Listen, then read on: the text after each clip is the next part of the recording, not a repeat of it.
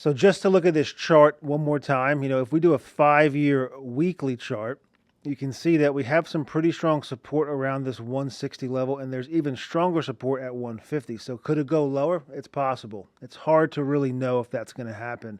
I think long term, a year or two out, it's definitely a safe level, but I would not put the entire trade allocation on right now. I would piecemeal into it.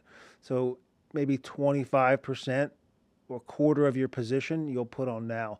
And this isn't going to work for people that have small accounts. So if you have a small account, you have to get yourself educated first and trade short-term options that are a lot cheaper. But if you have a larger account and you are using leaps, or you want to get involved in leaps instead of owning shares, or in conjunction with, which is where I definitely preach and where I fall, this is an opportunity. I also like the 200 strike calls for Google. So if we look out to January 2026 and we look at the 200 strike calls, they're $8.50 roughly. So this is a name where if we were going to buy 10 of them, you can see the deltas is the equivalent of being long 312 shares of stock. So right now, off the top of my head, 300 shares of stock of Google costs you about $50,000.